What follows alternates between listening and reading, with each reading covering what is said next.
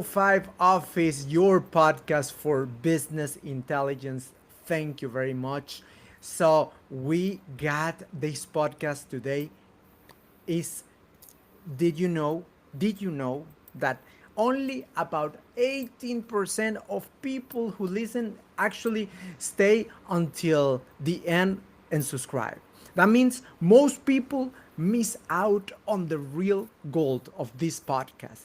Here's my promise: every week I'll bring the best guests and the most practical value you can take straight into your business. And today is now different. Our guest is gonna change the way you think about LinkedIn. This episode is brought to you by Wise, the smartest way to make international payments, and Zoho, more than just a CRM. Details in the description. Thank you very much. Now, let's introduce today's guest. Brad Myers is a LinkedIn expert who helped countless professionals and companies unlock the full potential of this platform. From profile optimization to lead generation, he knows what works in 2025. Brad, welcome. Thank you very much for being there. Simon, thank you so much. Can you hear me now? Yes, I can hear you very well. So, Great. Brad, why LinkedIn still matters today in 2025 when there is TikTok, other platforms, Instagram, whatever, Facebook? How's LinkedIn important today? How matters? Yeah, and again, thanks for having me on. I'm super excited to be a guest on your show, and I think really what's missed in 2025 as it relates to LinkedIn is it's more than a digital resume. I think if there's one takeaway that I have for your listeners, it's that um, so often LinkedIn is looked at as just your resume, but in digital form or on an online platform. And really now it's a professional identity that's used for networking and business development if you're using it, strategically. Um, so really if you're even job seekers, that's great. It's a great place to find a job or to look for a new opportunity. But now it's really a place for business owners and thought leaders to, share their knowledge and make sure that they're getting heard, their voice is getting heard, and their offer is getting out to the masses that use LinkedIn. So I think it's a great resource if everybody who is on the platform is using it in a way that it's designed to be, which is to share professional services, new opportunities. So yeah, and I think and it's more also relevant than ever. to share what's your what you're good at. That's Yeah. the key point. You to point it on the on getting into there where you're good actually, Yeah. right? Exactly. And Brad, what are those main misconception of LinkedIn as a platform? What people think about, and it is not actually. Sure. So I think that the misconception again goes back to the idea that LinkedIn is just a job board like Indeed or something similar. And really it's so much more than that. It's really a professional ecosystem where reputation and community and visibility drive real opportunities. And like you said, it can be in the realm of like promoting your service or your business. It's not specifically related to, hey, there's a Fortune 500 company that's hiring for an account executive. Right, right. And if you, Brad, you have in this moment, if you only had like 30 minutes a week to get into focus on LinkedIn, how can you focus and bring this energy into what you got on your profile and all your stuff that are reflecting yourself in LinkedIn? Yeah, I mean, on your profile on LinkedIn, your personal profile, is that the On question? on your personal profile Yeah, in this case, yeah. I think that the two biggest things that stand out are really the drivers are your banner. So making sure that for one you have a banner that speaks to your offer. So really what I always remind anyone who I speak with is, what it is that you do and who it is that you help. If that's very clearly stated on the banner, maybe with possibly a unique transformation that you help clients get. And this could be for anybody, even if someone's looking for a new job. I mean, just really highlighting what it is that you do and who it is that you help. I think too often people put the banner, they'll have a nice photo of like, the ocean or a forest, and that's fine. But if you really want to use it like it's intended, you want to put your offer front and center. And then, a close second would be the headline. So whatever the headline reads, those 5 to 6 words, those first 5 to 6 words in a headline, they really capture, your value offer, right? So what it is that you offer of value, and maybe it's a hiring manager that's looking at your profile, or maybe it's somebody who wants your service, but you want to dial that in so it's not just like, Brad Myers, account executive, and then the company you work for. You can do much more than that. Right, right.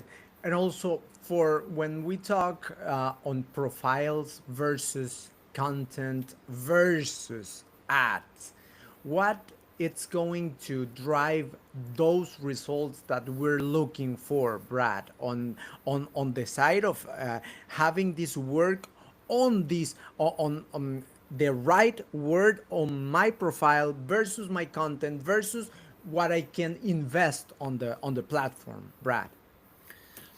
So yeah, so you're asking about, what it is that they put, in terms of keywords, or what's the question? Yeah, well, for Oh, what in works the best? side of, yeah, on in the side of what is also the maybe the best strategy to get into this kind of content that I'm just producing Hmm. as a person, or as for example as a lawyer. If I'm having a content versus my profile versus my ads, how can be this mm, kind of strategy that can help this profile to be valuable for the audience in LinkedIn. Yeah. Yeah. So if I think I'm understanding your question correctly, I think, original content goes so much further than ads, or, paid ads, or I just feel like we're kind of drowning in an ad driven culture. And so whenever you can put original content on the platform on LinkedIn, and you have some sort of value behind it where you're really speaking to your ideal client profile. So, if you're a lawyer, you want to be directing, whatever messaging you have and whatever content you're creating, you need it to match, does it speak to your ideal client profile? So, whatever that may be, and it's different for everyone. But if there's real value being offered in terms of, you're a lawyer and you see this happening with like maybe AI is kind of AI compliance, or, any sort of topic that's really relevant to your ideal client Brian, profile. sometimes people but sometimes the experts talk about this hitting the algorithm. Mm. How is that in your experience? How's that work when you're gonna post on LinkedIn and you want to really heat up this algorithm in order to show your content? Yeah, I mean, consistency is always. I mean, I think that in terms of being rewarded on LinkedIn, it's going to be, consistently posting about, with original content. I mean, the algorithm part of it all is something that, you can chase that, but I think at the end of the day, if you're just doing good posts that have, value for the readers, and, I know the amount of likes and everything else and reshare, reposts, but I think if you just stick to what you know and you don't chase the algorithm, I think in the end that's going to get, sorted out on its own. We're talking about a different. It's it works differently algorithm from LinkedIn and Hmm. algorithm of Instagram, for example, right? Right. Those are different animals in this case. We're not talking about hitting the algorithm in this case, just going to generate great content. Yeah. That's the key, right? Yeah. And also the big mistake. What it's for Brad Myers? What's the biggest mistake people made, or you're experiencing with clients or so on, in their profiles, whether they're companies or they're users, they're persons, regular persons. Yeah, no, it's a great question. And hands down, I think whenever I talk to entrepreneurs or, business owners that they're not clear, they don't have a clear and compelling offer stated on their LinkedIn profile. So by that, I mean going back to the banner or the headline, but making sure that the offer is very clear so that if I'm somebody who's interested in your profile and I'm on your profile, I can, know immediately what it is that you do and who it is that you help. And I keep restating this because so often it's missed, right? People, they get a little too fancy, maybe they're not intentionally unclear, but just because they don't put a lot of thought behind it, the offer isn't made clear. And as a, possible customer or prospective client, if I don't know what the offer is, I can't, that's where my attention stops and I move on to, someone else or I just, I get lost. And you just don't want that. I think a close second would be not having a clear call to action on your profile. So whether it's, you know, booking a call or subscribing to a newsletter, maybe it's going to your website, but so many people don't have that clear call to action on LinkedIn to get them And off platform.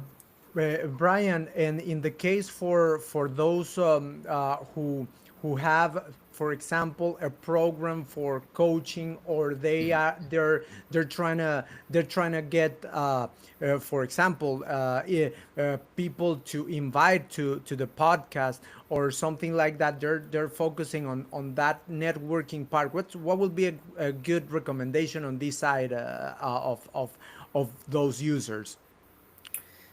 On their profile, I would say just making sure that there's a call to action, right? So it's maybe it is following, maybe it is getting followers, but more than that, maybe it's subscribing to a newsletter, right? So you get, that trickling effect where like there's a lot of people that, you get new interested clients subscribing every month, right? And so you kind of keep adding to your list. But I think just, posting regularly with original content and offering some value, I think, that's always a good recipe. And you have been working inside LinkedIn some years ago. It was for you a success story after that experience. How was this transition to be like a service company into this before being directly with LinkedIn? Are you asking like a success story that I that Yeah. I had from LinkedIn? Yeah, also a success story after, and what was the transition? How was this transition into being being LinkedIn. a Yeah, service provider, and the this side of the business right now that sure. you're into? Yeah, so for me, I mean, one kind of aha moment I had with on LinkedIn and using LinkedIn, which is really, to be honest, the only social media platform, if you can call it that, that I use. It's really where I go to, just kind of explore new opportunities. And it was actually back when I was working in a EV charging company, and I needed, there was Starbucks was kind of the big client to get for in terms of EV charging. So what I was able to do through LinkedIn was use my connections that I had made at Tesla on LinkedIn to then get an introduction to an executive at Starbucks, and from that connection through LinkedIn and that conversation that started through direct messages, I was able to actually land Starbucks as a client. And so I feel like that's, that's maybe a very small example, but I think if you do that, if you think about doing that at scale and reaching your ideal client profile at scale, the opportunities are endless. And where I kind of transitioned my career from, using it as a, as it's kind of mainly thought of as a, a platform for job seekers, I saw the value, and actually it was not too long ago that, a friend of mine started this company, Referral Program Pros, where, we focus on LinkedIn outreach as a way to generate, top of the funnel sales, qualified sales leads for B2B service providers. Great, great. And also, another thing, maybe a book that we can research on this well, a book that has for you as a person, what's a great book that has an impact on you, Brad. Yeah, this is going to be near and dear to my heart is a book called Life Impossible, and it's by Steve Gleason.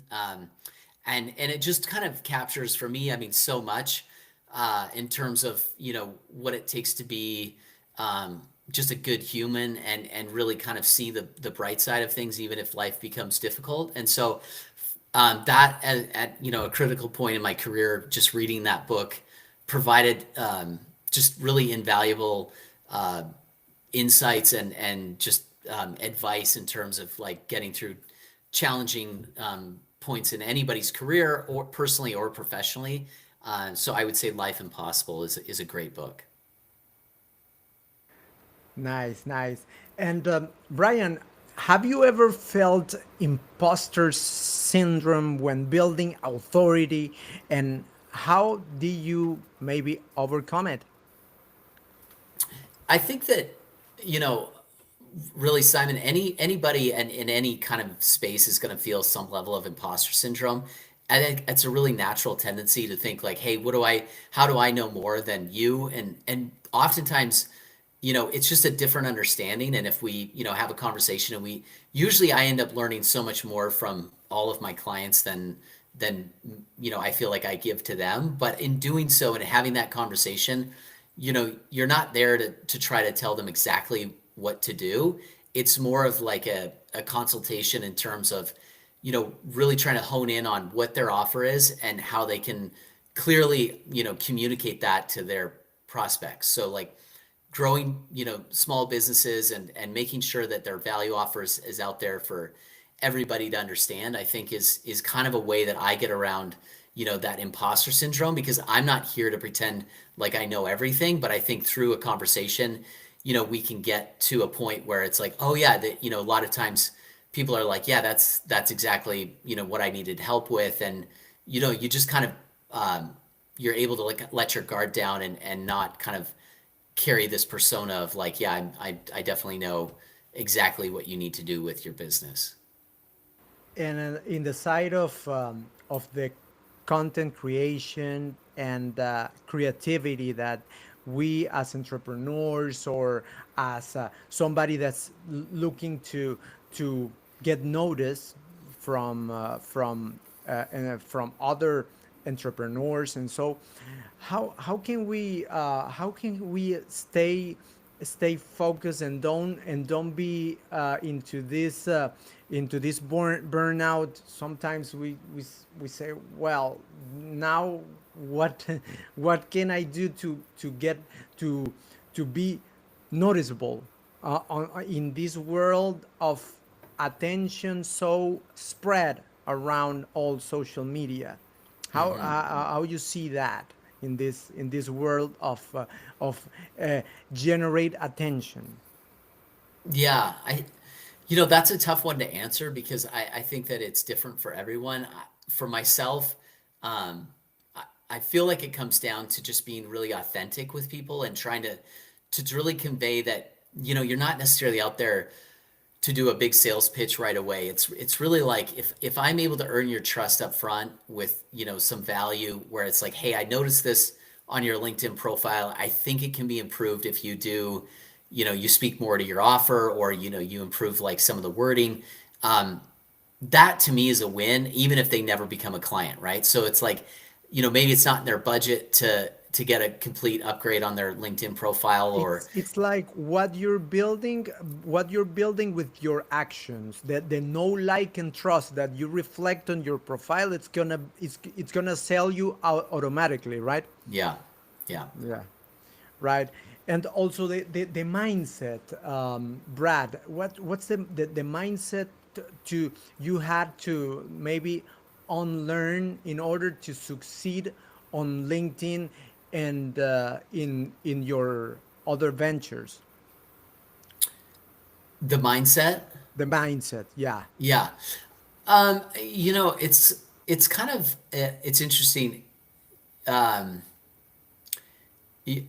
Something I've been thinking a lot about is like the flow state, where it's like so often for us to get in a flow state where, when you're going through different career moves, you're trying something new. Of course, nobody likes to be feeling like they can't, be doing something new never feels great. And I think, the mindset in anybody, especially entrepreneurship, which, I've only experienced, quite briefly, right? I mean, I'm doing my own thing now with LinkedIn and this lead generation, but I think the mindset has to be, you know, every day is a new day, and it sounds kind of cheesy and cliche, but you just get up and you're going to meet a new handful of clients, and maybe some of them are going to turn into great working relationships, and others are not, and you just got to do what you can with every day, and over time you kind of look back and you're like, oh, I see now that I've been able to turn this into a successful business,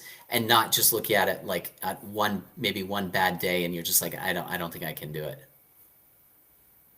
And also, Brad, we got a question here in our podcast. It's just a question you answer if you want, because it's just a culture question. Yeah. Do you own Bitcoin, and what do you think about the new technologies, the new era of economy, the new changes on economy? What do you think? And if you own Bitcoin? If I own Bitcoin, it's funny.